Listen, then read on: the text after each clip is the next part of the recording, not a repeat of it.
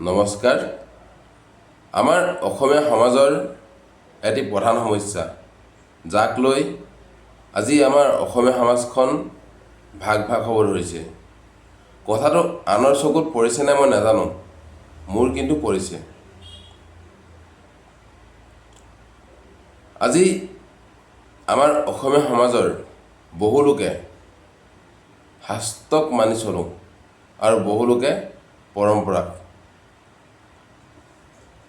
সাধাৰণ মানুহৰ মনত এটি ভ্ৰম উৎপত্তি হ'ব ধৰিছে যে আমি কোনটো পথত গ'লে শুদ্ধ পথত যাম, কোনটো পথ ভুল। মই ইয়াত কাকো ভুল সজাব অহা নাই দেই।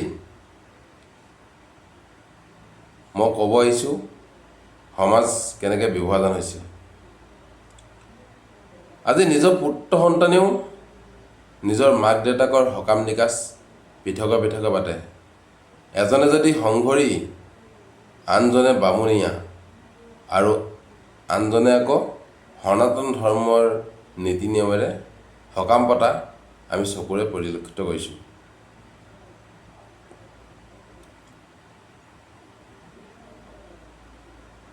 নিজৰ ঘৰখনতেই যদি নিজৰ মাক দেউতাকৰ সকাম নিকাজ 3জন পুত্ৰই বা 4জন পুত্ৰই পৃথকে পৃথকে যদি পাতিবলগীয়া পৰে, তেতিয়াহ'লে সমাজৰ একতাটো ক'ত আছে সেই কথাটো ভাবিবলগীয়া বিষয় হৈ নপৰে, নহয়নে?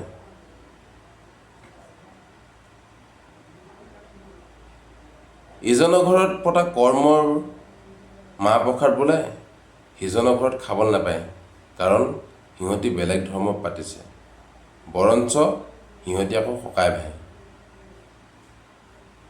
আজি সমাজখন ক'লৈ গৈ আছে আপোনালোকে অকণমান মন কৰিব দেই। আমি যদি এতিয়াই চকু কাণ নিদিওঁ, অনাগত দিনত আমাৰ সমাজখন সমাজ হৈ থাকিব নাথাকিব তাৰো কিন্তু সন্দেহ আছে, নহয়নে? একেজনে গুৰু, যাৰ নাম মহাপুৰুষ শ্ৰীমন্ত শংকৰদেৱ। একেখনেই শাস্ত্ৰ পঢ়োঁ, নহয়নে? তথাপিতো কিন্তু আমাৰ মাজত ইমান ভেদাভেদ কিয়? গুৰুজনাই সমগ্ৰ অসমতে ধৰ্ম প্ৰচাৰ কৰি সকলো জাতি উপজাতিক একলগ কৰি একেডাল দোলেৰে বান্ধি এখন বৰ অসম গঢ়া সপোন দেখিছিল। সেয়েহে তেখেতে উঠি পৰি লাগিছিল, নহয়নে? হয়তো তেখেতে ভাবিছিল যে আমাৰ আহিবলগীয়া প্ৰজন্ম একত্ৰিত হৈ থাকক, কোনো কাৰণত যাতে জাতিভেদ ভেদাভেদ কৰি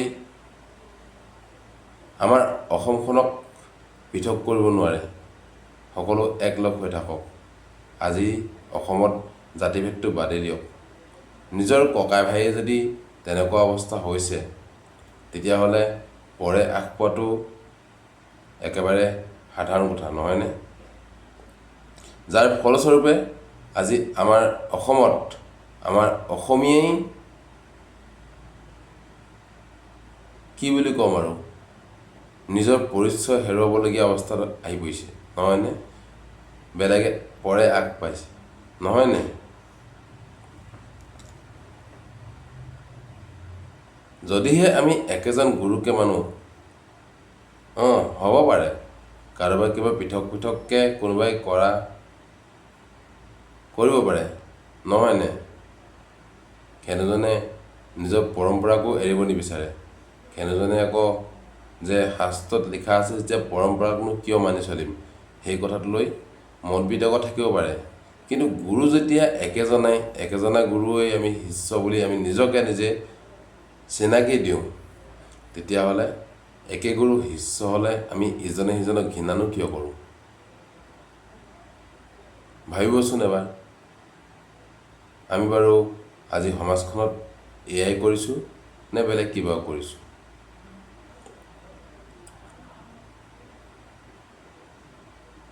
যি কি নহওক, মই সমাজত দেখা এটি কথা আঙুলিয়াই দিবলৈ বুলি এই ভিডিঅ'টো প্ৰস্তুত কৰিলোঁ। এতিয়া যদি মোক সোধে বোলে আপুনি কোন ধৰ্মৰ মানুহ, মই বামুণীয়া ধৰ্মৰ মানুহ। কিন্তু কথাটো এনেকুৱা হ'ল যে আমাৰ সমাজত এটা বান্ধোন লগাই দিছে, যিটো নেকি আপুনি বা মই অকলে কেতিয়াও ভাঙিব নোৱাৰোঁ। আজি যদি মই মোৰ নিজৰ বামুণীয়া ধৰ্মটো মতে নচলোঁ, কাইলৈ যদি মোৰ ঘৰত মানুহ এজনেও ঢুকায়, তেতিয়া মোক সংগ দিবলৈ কোনো এজন মানুহ নোলাব। অকল মোৰ বুলিয়ে নহয়, ঠিক তেনেদৰে আজি সনাতন ধৰ্ম বা সংঘৰী ধৰ্মৰ মানুহজনে যদি সিহঁতৰ বান্ধোন ছিঙি গৈ বৰটো দেখুৱাই আন ধৰ্মৰ সৈতে মিলা মিছাকৈ চলিবলৈ চেষ্টা কৰে, সিহঁতৰ অৱস্থা একেই হয়। এই বান্ধোনবোৰ কিয় বাৰু? কিয় আমি একেজন গুৰু শিষ্য বুলি নিজকে মানুহ যেতিয়া আমাৰ মাজতনো কিয় বান্ধোন? এইটো বান্ধোন হ'ব পাৰে, বোলে তুমি হিন্দু, তুমি অসমীয়া, তুমি মুছলমানৰ ঘৰত গৈ পিনি নাখাবা। তাত বাৰু এটা ভেলিড ৰিজন আছে যে সিহঁতৰ লগত আমাৰ অকণমান নিমিলে, গতিকে বাহিৰত মিলা মেচা কৰা বা খোৱা বোৱা লগে ভাগে থকাটো অলপ বেলেগ কথা, কিন্তু সিহঁতৰ ঘৰত গৈ খোৱাটোত আপত্তিজনকটো বাৰু এবলে বুজিব পাৰোঁ। কিয়নো যিটো নেকি কৰিবও নালাগে, কিন্তু তথাপিতো সিহঁত যেতিয়া আমাৰ